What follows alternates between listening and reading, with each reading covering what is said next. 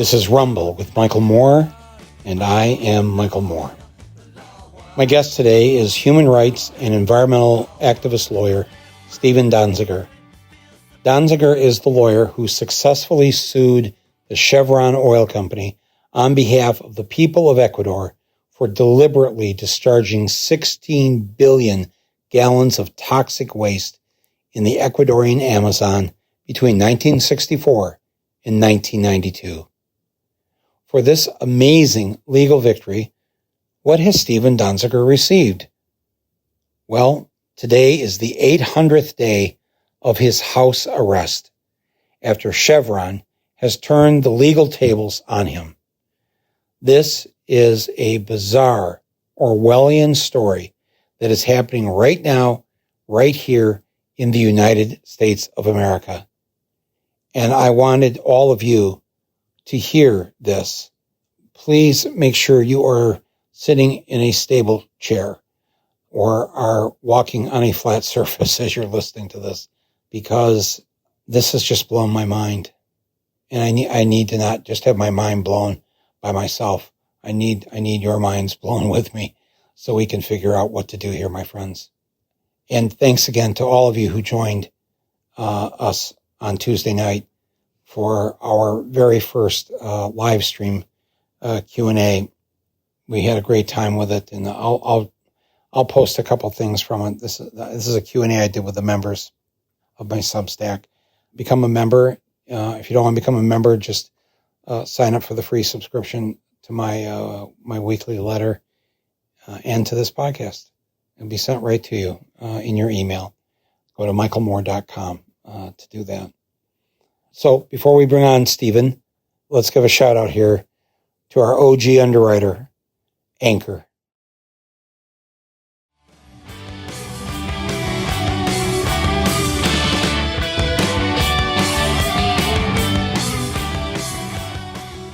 So, Steven, welcome to Rumble here. Thank you so much for being on my podcast today. Yeah, thank you for having me, Michael. You know, I have followed this story of the lawsuit against first Texaco, then Chevron bought Texaco. This is back almost maybe a decade ago. Mm-hmm. And your incredible victory in the Ecuadorian courts for the indigenous and very poor people of Ecuador who have had to suffer for decades from the toxic waste, pollution, etc., caused by the drilling and mining of oil in Ecuador for these large American oil companies.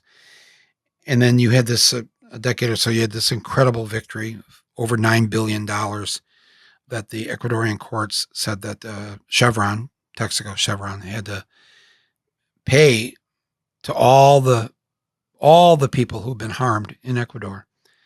And I think, though, anybody who remembers this case, and Steven, as many of you know, is, as I said, one of our top human rights and environmental justice attorneys and activists.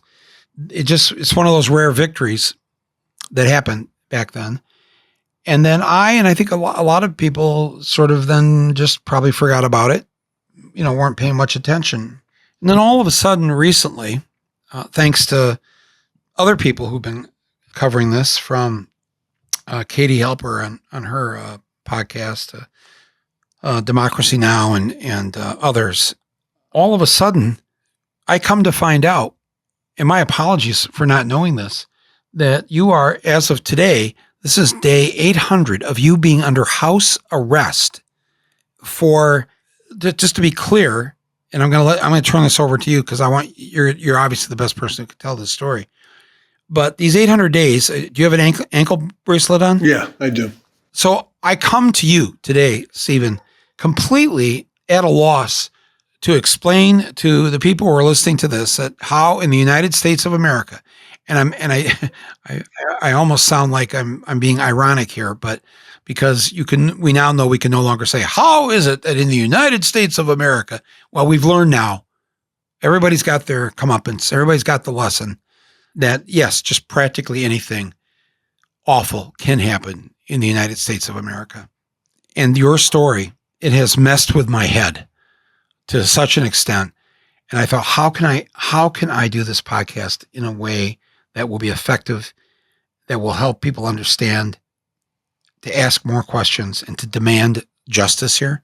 So, Steven, I'm just going to turn this over to you and let you tell people why there is a monitoring device locked around your ankle, why you have been inside your house for 800 straight days, not because of COVID, not because of personal choice, but because under threat of having the feds come and take you away.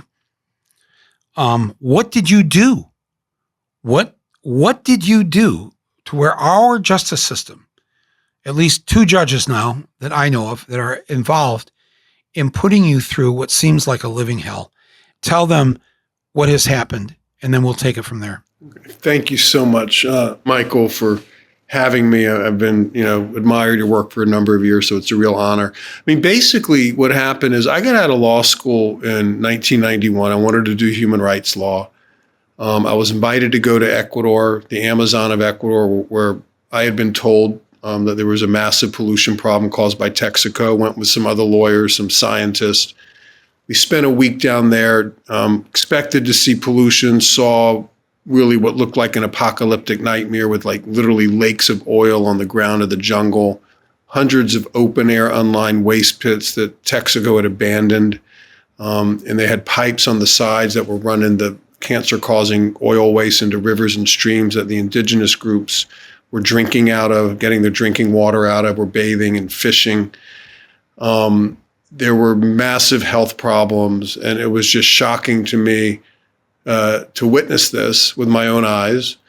It was even more shocking to learn that this was not an oil spill. It was a deliberate design by Texaco to pollute in order to save money and to really play God with indigenous groups down in this region as well as rural communities.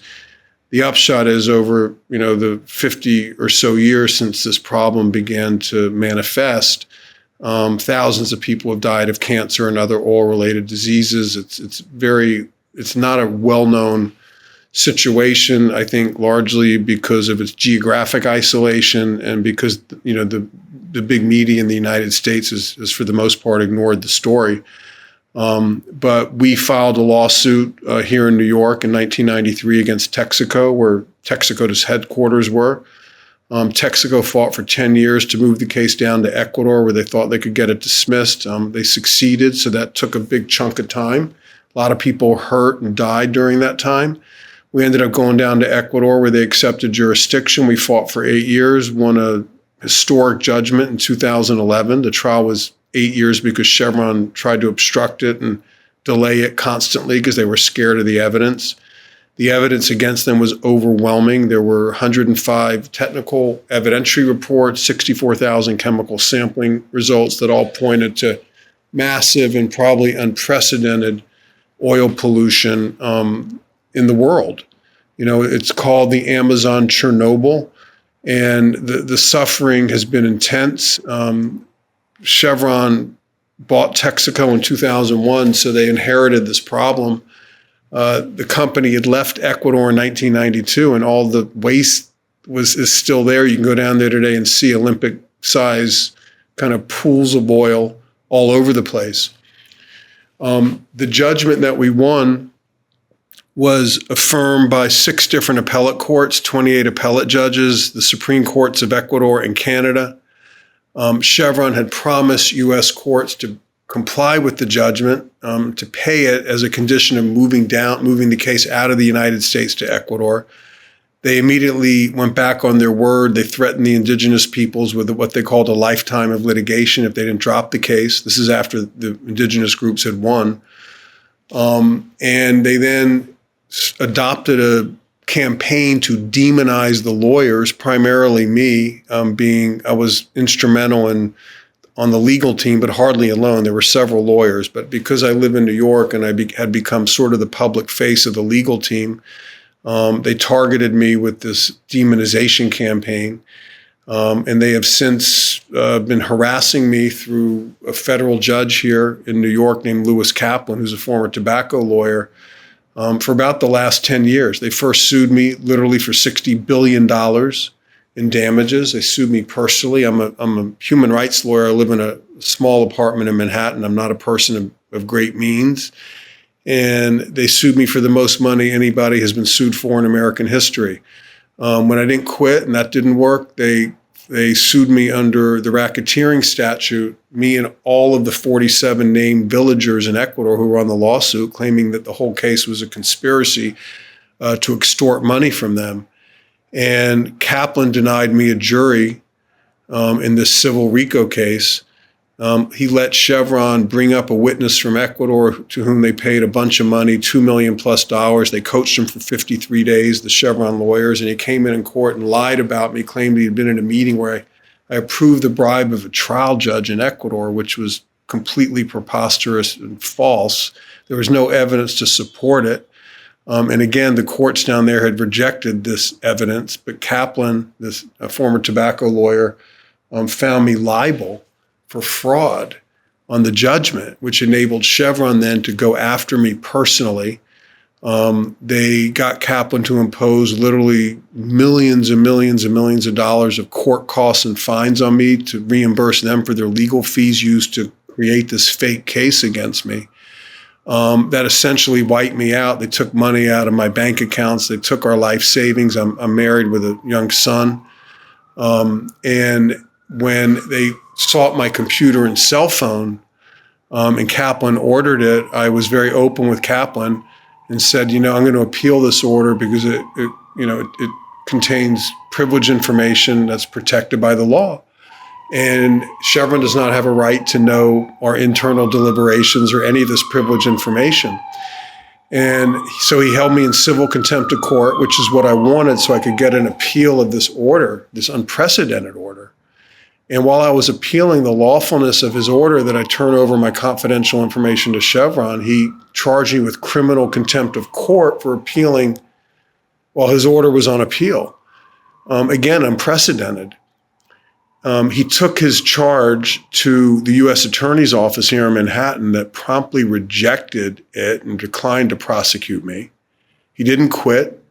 He appointed a private law firm to prosecute me without disclosing the fact that the law firm goes by the name of Seward and Kissel had Chevron as a client.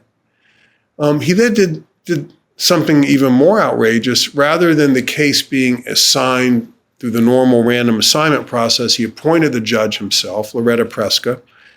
Preska is a leader of the Federalist Society that is, pro-business, right-wing legal group, Chevron being a major donor.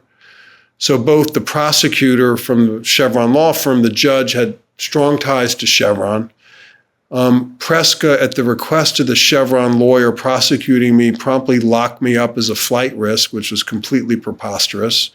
Put an ankle bracelet on me and put me in my home on August 6, 2019, now 800 days ago. Now, let me explain for some perspective how crazy this is.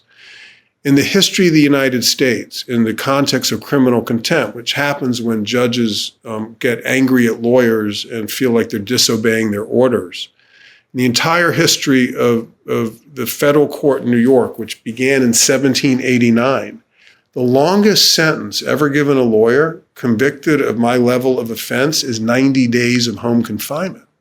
No one's even spent a day in jail. Preska, who locked me up as a supposed risk of flight, has now kept me in home confinement, more than 8 times that amount, 800 days. And on top of that, she has recently ordered me to serve a 6-month prison sentence, which is the maximum sentence one can give on a misdemeanor. But again, no one's ever spent even a day in jail. So this is clearly, in my view, retaliation by Chevron and these Chevron-connected, judges and the Chevron-connected prosecutor for my successful work helping the indigenous peoples and rural communities down in Ecuador hold Chevron accountable. So I'm suffering. It's complicated, but we're strong and we're resilient, and we're fighting through this, and I'm getting a huge amount of support. But this has never been seen before in the United States of America. And let me be very, very clear. This is a corporate prosecution. I've never seen a corporate prosecution in America. I mean, I've seen a lot of corporate control, a lot of corporate influence over our institutions, but I've never seen a direct corporate criminal prosecution. But that's what's happening to me. I believe this issue goes well beyond me. I think it's a part of a new playbook by the fossil fuel industry to use against activists and lawyers and others who are successful in their advocacy. And they're trying to use my case, as a weapon to intimidate other lawyers and advocates into not doing this critically important environmental justice work that not only is necessary to hold major polluters accountable, but I believe is also necessary to save our planet. If anyone is just tuned in or you had this podcast on pause and now you've come back into the room, at some point here, this did start to sound like a work of fiction. Like, well, come on. First of all, let's just go back to what you said. I heard you said the words private prosecutor. I've never heard those words in the United States of America in my life. We have prosecutors. We have county prosecutors. We have DAs. We have federal prosecutors. They're either elected. The county prosecutors often are elected. The federal prosecutors are appointed. I think they have to get approved by the Senate. So we don't have a system of courts that are owned and run by private corporations. And yet your story, and I have read everything I've read, it keeps referring to the private prosecution of you. And I'm thinking, come on, what? I know maybe they're just trying to simplify the story because we're civilians. We don't know the law. But Steven, explain to people what you meant when 5 minutes ago you said that you were faced with a private prosecutor and a private prosecution within our very public judicial system, funded and paid for by the taxpayers, not by corporations. I have not been convicted in a fair trial. I've never been charged with a crime by a prosecutor, but the judge charged me and had his friend judge convict me without a jury. So technically, I've been convicted. I don't think it was a fair trial, and I'm appealing. In this country, right? Yeah. And when you say his friend, the judge, why was there not a jury? Well, okay. So, this is something I've never seen before, and I've been practicing law for, almost 30 years. I did not know this could happen, and I'm shocked it has happened. And I believe it's unprecedented, and I believe it's illegal, and I believe I will win my appeal. But I want to tell you how it's happened so people can understand the little tricks that the judges can employ to put one in this position if they're threatening enough. And in my case, there is a very obscure federal rule in the courts that allows a judge to appoint a private prosecutor for contempt charges in the rare cases when there's some sort of conflict of interest with the U.S. Attorney's Office, or there's not enough resources or whatever. In all of our research, we've only seen this rule used maybe 5 times in the last several decades since it came into existence. And every time it was used, the person appointed was a neutral person, was a former federal prosecutor who took his or her responsibilities seriously.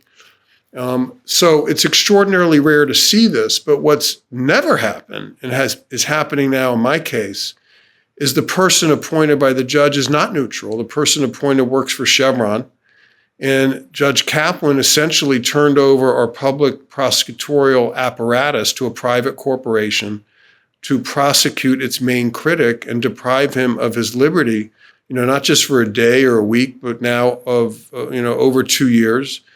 And it's just inappropriate and unprecedented. And even scarier is the appellate court here in New York has not stopped it. I've gone up there twice, and they just sort of say, well, let's let it play out and you can bring your appeal later. So that's how it happened. But again, my lawyers, and I have extremely well-regarded lawyers, Marty Garbus among them, lawyers at Zuckerman Spader down in D.C., and Ron Kuby and Rick. The lawyers who've looked at this, who have helped me, John Kecker, can't believe it. And they all are in agreement that it's patently illegal. But, the whole process is so slow that they're essentially getting away with punishing me without the conviction being reviewed by the appellate court. And the goal now by Preska is to put me in prison for 6 months and make me serve the entirety of my supposed sentence before the appellate court can rule on the case and I think they'll exonerate me, or at least there's a good chance, but she wants me to serve my whole sentence for a crime I didn't commit. And it's all part of, I think, an abuse of power. I think it's a game to make me suffer in retaliation for the work I did to hold a major American oil company accountable for the poisoning of the Amazon rainforest and the damage it's caused to thousands of indigenous peoples. I mean, they just don't like it. And they don't want lawyers doing this work, and they want to use me and use the harm they can cause me as an example to discourage people from doing this work. So when this Judge Kaplan turned the case over, as you said, to a private corporation, you mean to a law firm? I mean, to a law firm that works for Chevron and works for a lot of big oil companies. I mean, it's really a fossil fuel industry law firm. And this law firm then became the prosecutor? Yes. A private law firm. Became a public prosecutor. They are billing exorbitant amounts of money, over $1 million so far, to taxpayers for their work. When the normal public prosecutor, the professional prosecutor's office here in New York, and no matter what you think of the SDNY, the lawyers there I have found to be professional. Federal prosecutors, the Southern District of New York. Yeah, they refused to, they saw Kaplan's charges and they said, we're not doing it, which is an appropriate decision. So. Is that when Judge Kaplan said, well, to hell with you, federal government lawyers, I'm going to appoint private law lawyers and make them public, and they're going to press this case? Yes, because, when a professional prosecutor's office reviews a case and decides not to bring charges, that's their discretion. It's based on their professional judgment. That should be respected. Okay. At that point, he should never have kept it going by appointing a private law firm and really abusing this very narrow rule to appoint a private law firm, not to prosecute me, Michael, but I believe to persecute me. Well, that's what it sounds like on this end. I mean, Steven, let me get this clear, because I'm telling you right now, people are listening to this and going, what? This is so bizarre. What is this poor man trapped in? So this Judge Kaplan, is he a federal judge? Yeah, he's a federal judge appointed by Bill Clinton in the first Clinton term. Okay, so he then decides, well, the public prosecutors in New York decided they don't want to pursue this case. So he's hell-bent on wanting to pursue it. He hires this private law firm, which apparently there's some rule that allows him to do that. I've never heard of it. And then you don't know, what was the reason you didn't get a jury trial? Did you turn down having a jury? No, I wanted a jury. I asked for one multiple times. Let me explain how it works. And again, this is another trick employed by some judges in our criminal justice system, I think, to deny due process. Look, the U.S. Constitution clearly states that if you're charged with a crime, you're entitled to a jury of your peers. Over time, there's been like this custom where if a judge agrees to limit your sentence to 6 months or less, you don't get a jury.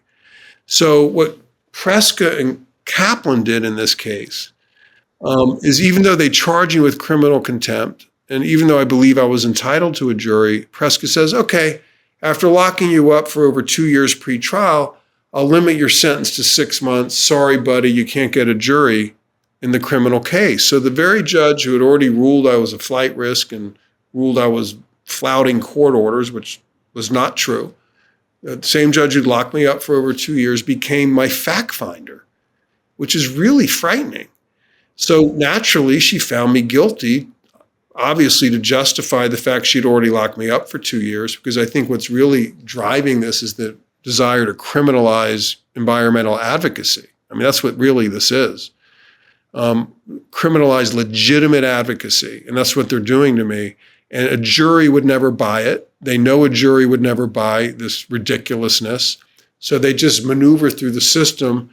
It's the second time I've been denied a jury in these types of cases brought by Kaplan and Preska. Can I just stop you right here again? Because I can feel the audience listening to this, and they've already been shaking their heads enough to where they're going to need physical therapy tomorrow. you just said now for the second time, not only that you didn't get a jury trial and you wanted one and were denied it, that this has happened twice to you in this Kafka-esque process. I have never heard, and boy, and I can go through the list of everything in this country of what it's done to people, whether it's our fellow Americans or whether it's 7 children in a white Toyota in Kabul with a drone blowing them up and killing them. I know exactly what this government is capable of. So, and that's why I'm sure you decided to enter this kind of law, human rights, environmental justice, etc. But friends who are listening to this right now, have you ever heard of somebody say, I couldn't get a jury trial? Did you know that there's this rule that if the judge agrees that the sentence won't be more than 6 months, then poof, there goes your right to a jury trial. I've never heard of this. I'm sorry to be so gobsmacked here when you're in the middle of telling your story, but you understand why those of us who just are civilians, we're not in the legal system, we cannot hear these words in the United States of America, I was not allowed a jury trial, or that I was then put and tried by a private prosecutor. I saw a storyline on that CBS show, The Good Fight. I saw a storyline like this, but I know that that's fiction. This is real. I'm talking to you right now. You are 20, 30 blocks from me. You are under house arrest. This is day 800, as you told me just before we went on here. And you're under house arrest because this is supposedly the pre-trial of what? What's the next trial supposed to be? Well, right now there's no other trial scheduled. Just to be very clear, when Judge Preska denied me a jury and agreed to limit the sentence to 6 months, she conducted a quote unquote trial last May that lasted 5 days, where I was represented by Ron Kuby and Marty Garbus, but it was a charade. I mean, the Chevron prosecutor came in and called 2 main witnesses. They were both Chevron lawyers. The judge had financial ties to Chevron via her leadership in the Chevron-funded Federalist Society. As I said, the prosecutor worked for a Chevron law firm. It was a Chevron-financed, Chevron-controlled criminal trial without a jury, and we didn't put on a defense. I mean, the judge ruled I couldn't testify and tell my story as to why I had legal and ethical grounds not to turn over my computer to Chevron, and why I appealed that order, which was legitimate, legal, ethical, according to experts and according to practice in this country. She wouldn't let me defend myself. So we didn't put up a defense, and we've gone right into the appeal, which we've started to file. But in the meantime, and this is the ultimate trick that she's trying to employ, she's trying to get me to serve my entire 6-month sentence after this non-jury trial where she convicted me after not letting me defend myself or put in evidence, before the appeals court can rule. And again, we believe there's a very good chance the appeals court will reverse her conviction and exonerate me, which is why she's so desperate to force me to serve my sentence. I mean, Michael, it is almost unheard of in this country for anyone convicted of a misdemeanor with no criminal record, that's me, to serve 1 day in jail. And this isn't any misdemeanor. It's what's called a petty offense. It's the most minor kind of misdemeanor in the federal system. You don't serve jail time. So the fact she's given me the maximum sentence in this souped up kind of thing where she denied me a jury just shows the degree of animus that I believe Kaplan and Preska and Chevron have toward me, and they want to punish the hell out of me and make me suffer in retaliation for winning the case down in Ecuador. But right now, the issue is, do I have to go to jail during the appeal, or can we wait for the appeal to happen and to be resolved before? Again, what is the misdemeanor you've been convicted of? Criminal contempt of court, which was Kaplan just making up a crime. There's no crime like this in a law. It's basically a judge-driven authority. But when we hear a lawyer is given a contempt of court citation, at least those of us who watch enough courtroom dramas, it's because the lawyer has been badly misbehaving in court, standing up, objecting too much, not shutting up. The judge gets mad and says, I hold you in contempt of court. Am I right that if there is a contempt of court against a lawyer it's because the lawyer has maybe lost his or her cool, and the only way the judge can get them to calm down is to threaten to lock them up for a night or a day or whatever. Am I watching too much TV, or that is one feature of one type of contempt, but that's not what I did. What Kaplan did to me is he ordered me to basically violate my ethical duties to my clients by that is the indigenous peoples of Ecuador, who are very vulnerable and suffering tremendously, by ordering me to turn over my computer and all of their privileged information to Chevron. So Chevron could essentially know everything they were doing, know their legal strategy, know where they live, know their identities. And I was obligated by law, as I saw it, and by ethical guidelines, not to do that. Now, I am a man of the rule of law. Like, I don't just ignore court orders. I've complied with thousands of court orders in my career. I mean, this has never happened to me. But I believe Kaplan put me in this position deliberately to make me choose between complying with his unlawful order and complying with my ethical duties to my clients. And I was very open with him, and I said, sir, I cannot turn over the computer without a ruling from the appellate court. And as I said, asked him to hold me in what's called civil contempt, which is a civil punishment, not a criminal punishment, not a jail or anything.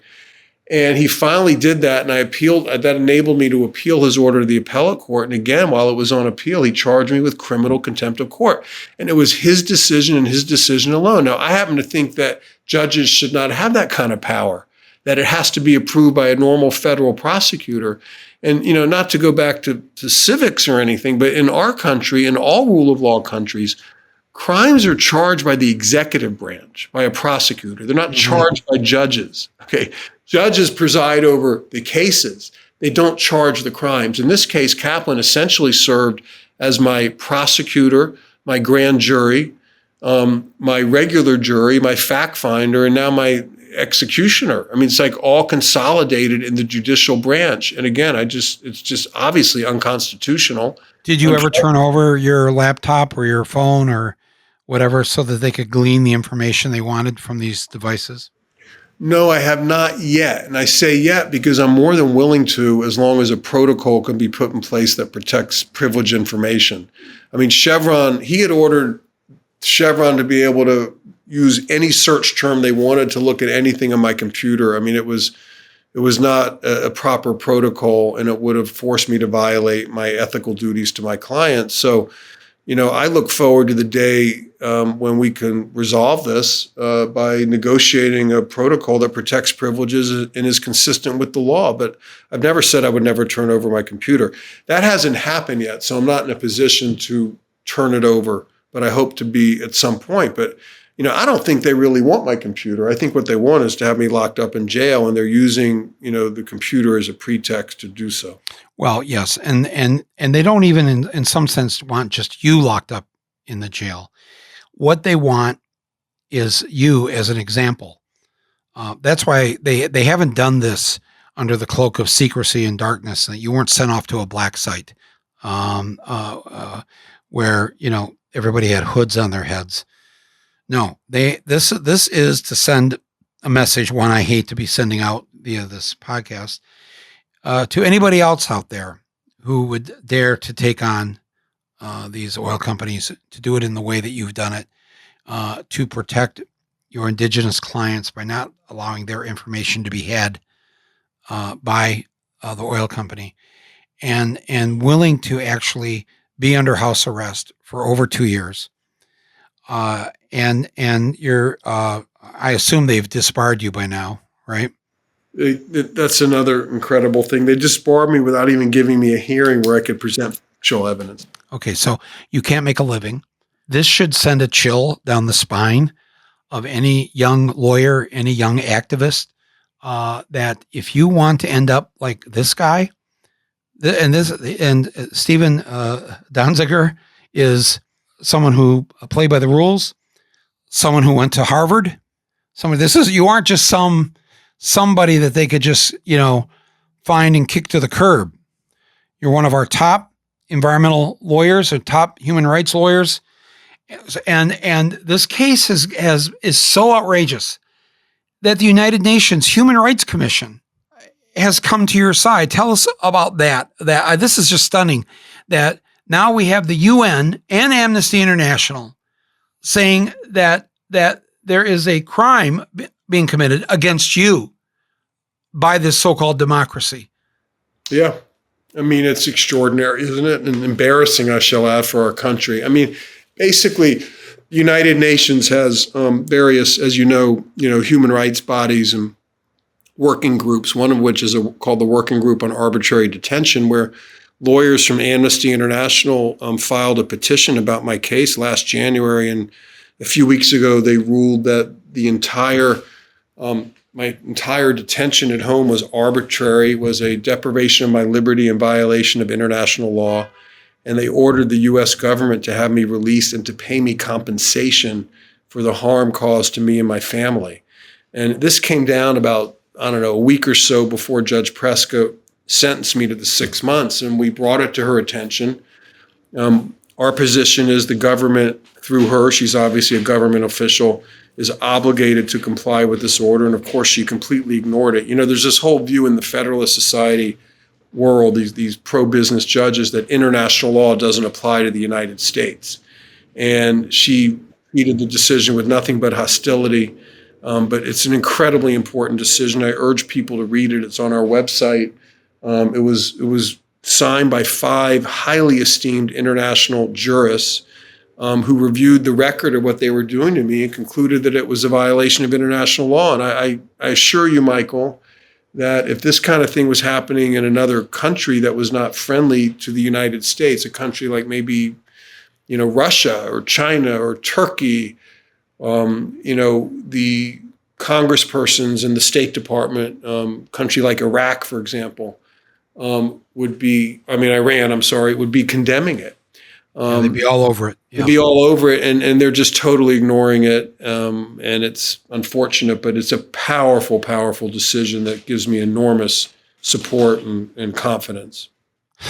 The thing is, and that chill, that thing that what they're using you for, which is to shut all the rest of us up so that Chevron and people like that can't come after us.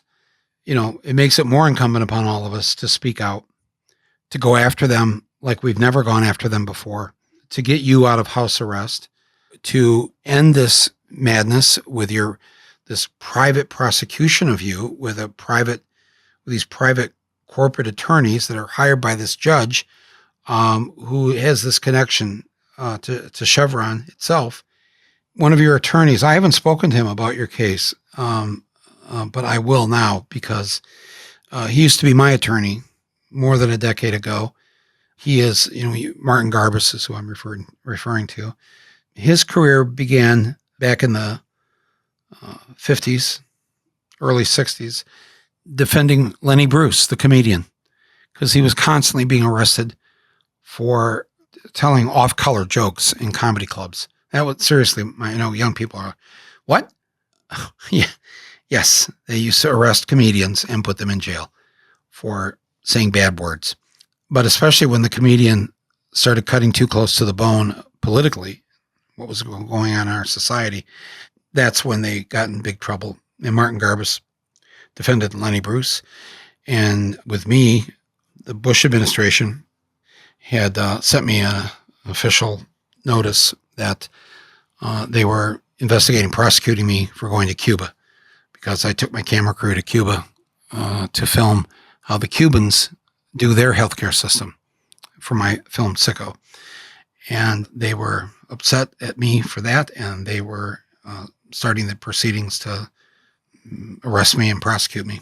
And so Mr. Garbus came in, and to hear that after all these years that he's still doing this and helping you, I'm so happy to hear that. And I know that he would not take any case that didn't have a righteous cause, which this certainly seems to be. And how are you, the obvious question, people are wondering, I guess we all know we've all been in our various quarantines and lockdowns and whatever. So, and funny, after 6 months of being in my own lockdown, I just started joking to people that, well, I'm good now. I know I could survive house arrest. Not so funny right now, but here you are. It's not your choice to not walk outside your door. You have this monitoring device on you. So how are you holding up? And what is your what sort of glimmers of hope do you have that this is going to come to an end and the torture of you is going to stop? Well, thank you for asking that. How am I doing? I mean, Tell the truth. Tell the truth. I mean, it's been a terrible ordeal. Mostly for my son, who had just started his third straight year in school without his dad being free, and his dad wearing an ankle bracelet. It's an ankle bracelet that I wear 24/7. I never take off. I have to sleep with it and eat with it and bathe with it, and it beeps at night sometimes and wakes us up when the battery runs low. It's a reminder that the state is always shackled to your body and monitoring your every movement, even around your own apartment. I can't go down to the lobby without court permission, even to get the mail. Everything is infantilized, meaning like for me to get out of the house for these very limited things I can do, like legal meetings, I have to get 48 hours advance permission from a court officer who, checks the address and all that kind of stuff. You can't go to dinner. You can't, the weather's nice. You can't go take a run with your kid. Can't, do anything. So sit here, and I think it's designed to drive me crazy. I do think I am resilient enough to get through it, or at least I am so far. But it's, make no mistake about it. It's not easy. It's tough, but I do know, Michael, that it's designed to, drive me crazy, and I refuse to let that happen. So, we maintain hope. My wife and I, we were married 15 years. We decided when these attacks started 10 years ago, remember I said I got sued for $60 billion. We looked at each other like, what the F is happening to our lives? And I said, whatever happens, we cannot let a trauma turn into a pathology. We have a kid, and we said, we're going to try to deal with this professionally and keep our internal life as sort of normal, quote unquote, normal as possible, which we were able to do for a number of years until they locked me up.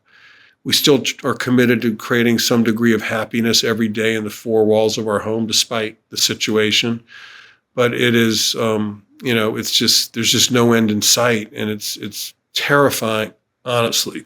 It's terrifying to know that the very people, i.e. judges, the very institutions, courts, designed to protect our rights, are the ones being used as instruments by Chevron to destroy them. And that, to me, is the most terrifying thing about this experience. I simply don't know where to turn anymore. So what do we do? What can we do to help you? Well, I think there's a couple of things. One is you got to learn about it and spread the word. We have a website called freedonziger.com where you can go and get articles and learn more and keep up with events. We post articles and stuff. You can also donate to our legal defense fund. It's expensive to pay all these lawyers to protect me against this monster company. We have a lot of people donate small amounts. Whatever you can do, please do. You can find the donate button on our website, again, at freedonziger.com. And then we ask people to engage in actions. For example, one of the actions we're asking people to do is to call Merrick Garland, the Attorney General, and demand that the DOJ take back this private Chevron prosecution and take it over as the government, and at that point dismiss the case, or if not dismiss it, at least review it. But it is just wrong on every level for there to be a corporate prosecution of an activist in the United States or any rule of law country. So we're asking people to pressure Merrick Garland to take over the case, and we're also asking people to pressure their Congressperson to pressure Garland to review the case and to take it back. We're fortunate enough to have 6 Congresspersons led by Jim McGovern and Jamie Raskin and Alexandria Ocasio-Cortez and Cori Bush, Rashida Tlaib and Jamal Bowman. They signed a letter to the Attorney General last April demanding he take over the case, and he ignored them. I don't think that's right. And, this also extends to Joe Biden. Joe Biden appointed Merrick Garland, and Joe Biden, to really walk the walk on the climate issue. It's just, you cannot have the human rights lawyers who are doing the frontline work to save the planet locked up in the United States of America. So this implicates Joe Biden, it implicates Kamala Harris, it implicates our Congress, and it implicates our government. And I need more people to speak out. And that obviously is going to come from pressure from citizens like the people listening to this podcast.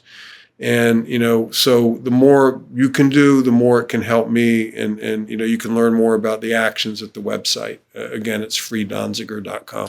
And Donziger is spelled D-O-N as in Don, Z-I-G-E-R. So all one word, Donziger, D-O-N-Z-I-G-E-R,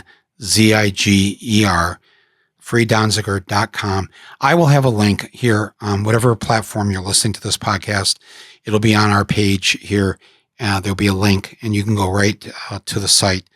I'll also put a link. I'll put Merrick Garland's, the Attorney General's phone number and email on here so that you can call and write him and demand the release of this true patriot who has stood not just for justice and for a better earth here in this country, so many years dedicated to the people of Ecuador who are not on anybody's radar. And you gave all those years of your life for that, and you won.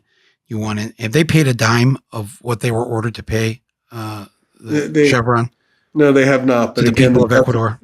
The judgment's been affirmed, but they have not paid a penny to the people of Ecuador, which is an outrage. But ultimately, we believe we have lawyers, fighting to enforce the judgment against their assets in other countries, and we believe they will be forced to pay. And you actually, you've sort of said that you want Garland, you want the Department of Justice. How have you put this? You've dared them to prosecute you. Yeah, I mean, look, I don't want to be prosecuted, obviously, but if I'm going to be prosecuted, I want the DOJ to prosecute me, not Chevron. And I'm probably the only lawyer ever in the U.S. to basically be begging the Department of Justice to prosecute him or her. That's my position. Please prosecute me.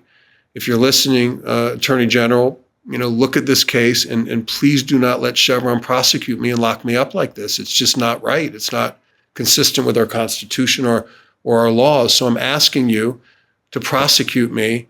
And as part of that prosecution, use your discretion, and hopefully you'll see that these charges are baseless and the case should be dismissed. But you got to intervene and prevent this private prosecution from continuing any further. And you also, I believe, need to comply with the United Nations Working Group decision and make sure that I'm released, because my detention is in violation of international law. Oh, man. I'm so sorry. I pay my taxes, and so I'm paying for your house incarceration.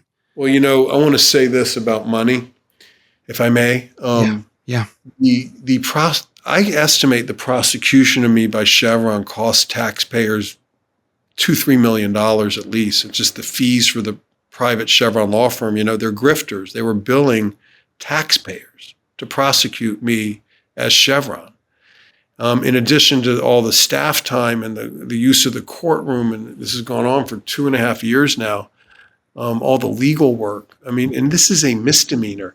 Do you know how much money a defense lawyer who's assigned by the court to represent a misdemeanor defendant gets paid? It's a flat in New York. It's a flat rate of $4,000.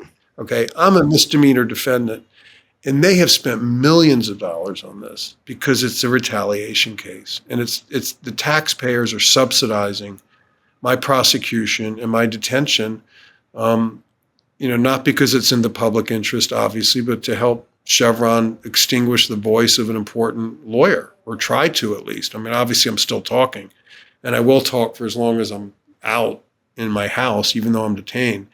But this is taxpayer funded to an enormous degree, which is another aspect that I think is very offensive. Wow. Just to make the point again, we're talking about a misdemeanor, under house arrest for 800 days, a contempt of court citation, just essentially with the power that judges have, just made up by this judge who is a chief advisor to the Federalist Society. That's the right-wing group that was advising Trump. It's where we got our last 3 justices to the Supreme Court from. I know to some of you listening to this, you think, well, maybe this is just kind of a a small case. It's not the big stuff that's facing the Supreme Court.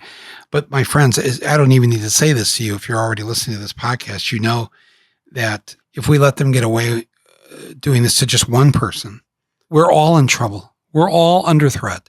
And the fact that you had to, on this podcast, some of you, many of you, hear for the first time things like no jury trial allowed. The federal judge turned it over not to a federal prosecutor because they wouldn't prosecute Steven Donziger. So they got a private company, private law firm to do this case. A private prosecutor. I've never heard of such a thing. I've never heard of anybody under house arrest for 800 days. Even if you had COVID, you wouldn't be in bed for 800 days. I mean, I'm just serious, folks. This is madness. And Steven, I am sorry that you've had to go through this. I'm sorry I didn't know about it sooner. How did we go for 800 days and not know? I know why. We had to get rid of Trump. We had to stop a war. We had, there's a whole bunch of things going on. I know this. But this is when it happens, my friends. This is when it happens. When you lose your democracy, when you lose your freedoms, because it's death by 1,000 cuts. Who the hell is Steven Donziger, right? I mean, he's not Hurricane Ida. We got real stuff we're dealing with. And that's how it happens.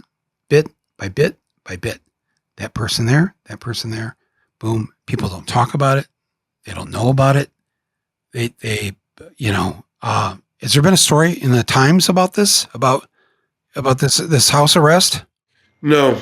The Times hasn't covered this matter for 7 years for the most part. They ran a teeny little story when I was convicted, but I've pitched them. I know a bunch of reporters there, and I pitched a bunch of them over the last couple of years. I think this story, I mean, even if you don't like me, you got to admit it's pretty newsworthy when a Harvard law grad, with my background is stuck in his home for over 2 years. But they and look, there's journalists flying here thousands of miles away from places in Europe to interview me, and they're down the street near where you live, their headquarters, and they won't even come here. So, many of them live in this neighborhood. Yes, many of them. Some of them live in my building. Yeah, this is madness. Yeah, I hope somebody listening to this, not a foreign journalist they've been covering it, but an American journalist, American show on cable news, whatever. This is just crazy.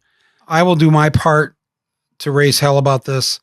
I'll make my phone calls. Everybody listening, you make your phone calls, send your emails to the Attorney General, help out the movement here to free Steven from his house arrest, but also from the persecution in general that I'm sure will continue with Chevron. And easy for me to say, but please, nobody take away from today's podcast the lesson that you see what happens to you if you rock the boat, you fight City Hall. This is what happens to you. Because if that's the lesson we learn from the case of Steven Donziger, well, we're over. That's it. I refuse to be over. So, my friends, do what you can do. I'll do what I can do. And Steven, you hang in there, please. Thank you. This is a horrible trauma that you've had to go through. Sometimes I don't know how people get through this. And it makes what I've had to go through seem like small potatoes. So thank you for the work you've done over all these years to stand up for this planet, to stand up for the people that are suffering because of what these large corporations do, especially what they do in the third world. It means a lot to me personally. I want you to know that. I know it does to people listening. Yeah, and if I could just say before we part here, I have loved and admired your work for so many years. It's truly an honor to share this story with you in particular and your audience that I know loves to follow you and loves your journalism and the way you expose the truth and the way you take on entrenched interests over your life. And it's an inspiration to me. So to get those kind words from you means a lot personally to me and my family. And I just want to finally say, I don't want people to hear my story and be demoralized. We must act, we must organize, and we must continue to build the support. We have a lot of support.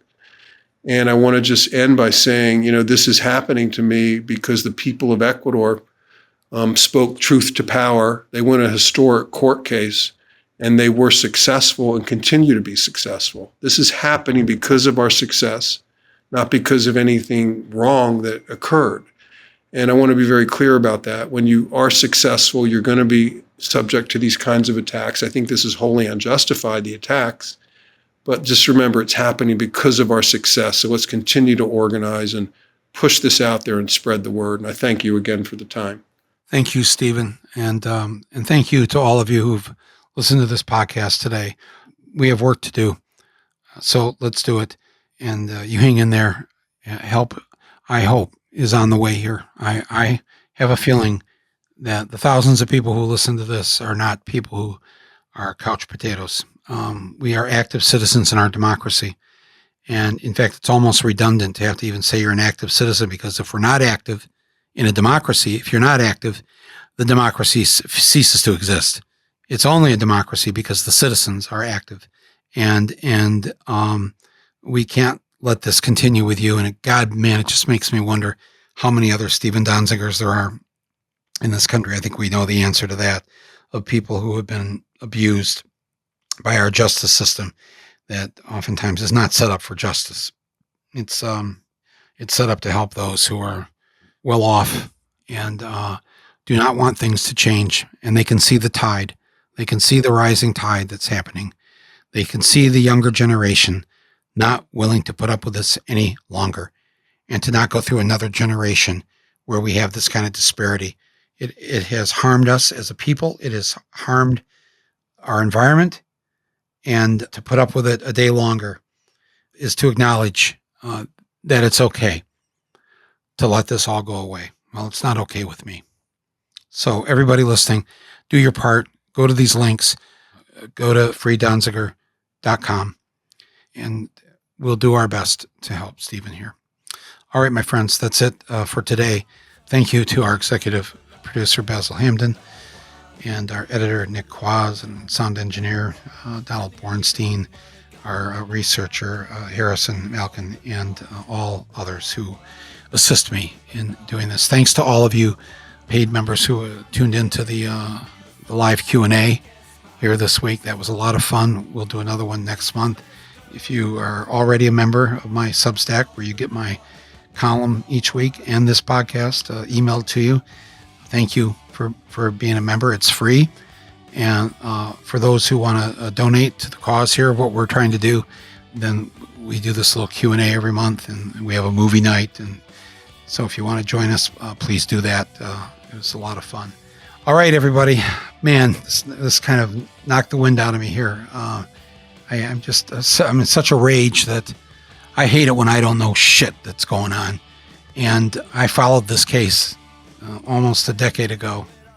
And wow, what a great day it was for the Ecuadorian people that Texaco Chevron was brought down by this attorney. And the fact that he would have to pay for this through this kind of persecution these years later. I guess they have a long memory. Well, so do we. So let's all of us do our best to help out Steven Donziger. Have a good day and a good evening, my friends. And I will send you my Substack if you're signed up for it on Sunday. And we'll be back next week here on Rumble with Michael Moore. And I still am Michael Moore. Over now.